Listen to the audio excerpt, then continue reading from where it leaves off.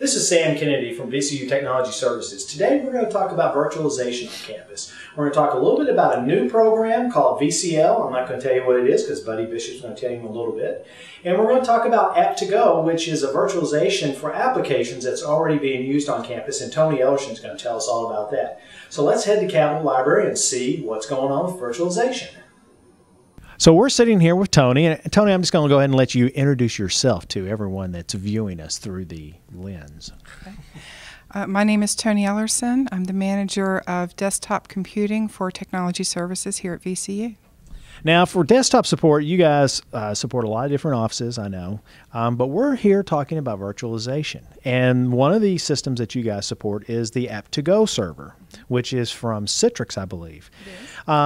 And we're going to talk to Buddy here in a little bit about the VCL program, which I kind of look at as desktop virtualization. You guys are kind of doing more application virtualization. I know right now it's research oriented, but can you tell us a little bit about the App2Go service and what people can expect from that and how to use it? Just kind of a brief overview.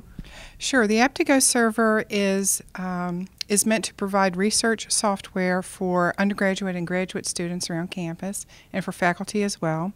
We're licensed for 25 concurrent users. Over the past year, ironically, we found that licensing to be limited. We had more people coming to App2Go than we realized, so we've purchased more licenses for the upcoming academic year. App2Go is built on the Citrix platform, and it uses Presentation Server and XenApps to deliver the services. It's available 24/7. It's available off campus as well as on campus. And that's part of our goal with software delivery for students and for faculty is to provide computing wherever they are. And so a 24/7 web-based solution is where we've started with App2Go, and we hope to expand that in other areas over the next couple of years. So you said that you added some additional licenses. How many did y'all add to the 25 we already had? We started with 25 concurrent licenses, and we're going to add up to 35. Okay. Which for computing support gives probably, based on the stats that we've done, probably 100 to 200 users at a time coming in for the different software products. Okay. What are some of the applications that are available to folks who want to use the service? The most popular application is SPSS, and that's followed by SAS, NVivo, and MATLAB. Okay. Get the right so, and these are all pretty much statistical applications. Mm-hmm. So if you're, do you find undergraduates or grad students, faculty, staff usage? I guess what's the demographic for the population that uses it? Sure. The highest population is actually graduate students to do the research, but that's followed closely now by undergraduate students. Apparently, in junior and senior level classes, they're doing much more research-based computing in that for their teamwork. And so that's where we're seeing the increase in requests for licenses. Okay. All right. Before we move on to Buddy to talk about VCL, if you had one or two things you wanted to tell the average person on the VCU campus about the App2Go service, what would you tell them? First of all, it's free. All you need to do is request an account through the Technology Services Help Desk, and it is available 24/7. So wherever if you're doing your statistical analysis in the middle of the night, the App2Go server is available for you. Middle of the night sounds like fun. All right. Well, thank you, Tony. We appreciate it. All right. So now we're with Buddy Bishop, Buddy, I'm just going to go ahead and let you introduce yourself real quick and what you do here for us at Virginia Commonwealth University. If I get it wrong, it's my fault. I'm Buddy Bishop. I'm an IT coordinator at the Help Desk. That's as short as I can describe it. Which is soon to be? Soon to be Help It. There you go. That's good. Oh, we got an exclusive. I love those. All right, Buddy, we're here to talk about VCL. We're talking about virtualization. We just talked to Tony a little bit about kind of what I thought like application virtualization. What you're working on for the university is more of a desktop virtualization. I know it's just a pilot, but we wanted to get you to talk a little bit about first what VCL stands for, right, and then talk a little bit about the pilot and what we think it's going to do for us. Well, VCL is Virtual Computer Lab. The intention is to take a room full of hardware and turn it into a situation where you can go to a computer that you're using your own and log into another machine, and you're virtually using that machine, even though it's really not a machine, it's a file on the server somewhere. Right. But that particular session has software that your machine doesn't, and that's really how we intend to use the pilot up front. So when someone goes and logs in, what are they going to see on that computer screen? Well, when they go to the library, in this case, the library will have some machines that will have special links on them so that you can go to this web page, pick what you need that's not on the machine you're actually sitting at, pick that, and go ahead and log into another machine. It looks just like you logged in again on the same machine, but there you'll see a different desktop with different applications.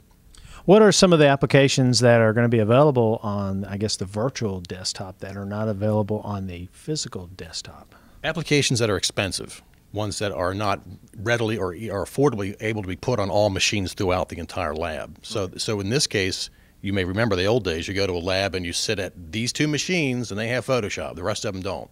Well, there might be a line to get to those machines. Right. With this approach, things like Photoshop and some other high-end applications, you can go to a number of different machines and use this links to get to the virtual machine. The stuff that's on the behind end, the back end is what's going to have these extra applications, and so you have a better chance to sit where you want to sit and not have to get in line using just a few machines. Sometimes when the physical machines are broken, then you don't get to those applications until it's fixed. That's one of those problems that's eliminated with this approach. All right. So if you had, like you said, the difference really is a physical machine can be taken up by people, and it may not be where you want to be using it. So the virtual idea, and I know right now it is going to be located here just in the library, but eventually it could be anywhere on the college campus if this thing works out, right? It will. One of the things in the pilot we're testing is the ability to be in an existing training lab that has software already loaded on it, but an application may need to be used that we don't have time to install it in that lab and then get it licensed for that. But if I've got that software in a virtual session, I can go to that same lab, log into the session, and use the entire classroom for teaching that application. Where did this specific software we're using, I guess, model, where did it originate from? As I understand it, North Carolina State, NC State, did a special pilot where they wanted to accomplish the same kind of thing. You can get to what you need to get to without really worrying about the machine you're getting to it from. They got an incredible amount of back-end servers, 3,000 if I'm not mistaken, all loaded with very, very powerful software and hardware and memory allocated to each one of them. So they were able to offer that so that you could be anywhere on campus, have any computer on campus, and even off campus, and log into one of these sessions and schedule when you wanted to use it, what application you wanted to have on it, and just menu pick, cherry pick that, get the schedule set up, and in a matter of moments you had exactly what you wanted. Now, for the App2Go server, it seems that graduate students, even though the undergraduates are reaching up, I guess, and trying to take over more use of App2Go. For the VCL stuff, do you see that more as undergraduate, graduate? I see it as ubiquitous. Any and everybody could actually find a way to make use of this. As if we expand it and make it available, we'll find users that'll have an application and find a way to appreciate the convenience it affords them. Okay. All right. So before we leave, if you had one or two things you wanted to tell the VC community about this service, the VCL service, one might be when it's available, you think, but the other is what do you want them to know about it? What I want them to know about it is that the way we think of computers and the way that we use them is necessarily and rapidly changing. We've seen that trend exponentiate as we move forward in time. What we're going to see with computers, what we carry around in our pocket, is going to abruptly change at a breathtaking pace. This is actually just part of that. What comes after this, I guess we can imagine, but this is part of that ongoing development and evolution of technology. So we could all be sitting around with our tablets one day and accessing these virtual applications and desktops. We could be anywhere and do anything from anywhere eventually if the bandwidth allows it.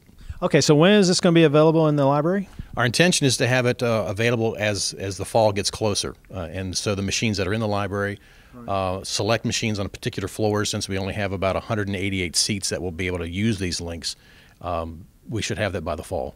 All right. Well, great. Well, thank you, buddy. We appreciate it. That wraps up our conversations with Tony and Buddy today at Cabell Library on virtualization at VCU. If you would like more information about the App2Go service, please visit the VCU Technology Services homepage, which is at ts.vcu.edu. You have to put the little HTTP thing in front of it, but you know how to get there. Once you get there, you'll see a big old search box. Put in APP, the number 2, and GO, and you can search to find information about the App2Go services and how to use them. For VCL, check back later in the summer. We should have some knowledge base articles up on this service later this summer, as it's not going to be released until closer to when school starts in August. Thanks for coming. We appreciate it, and we'll see you next time.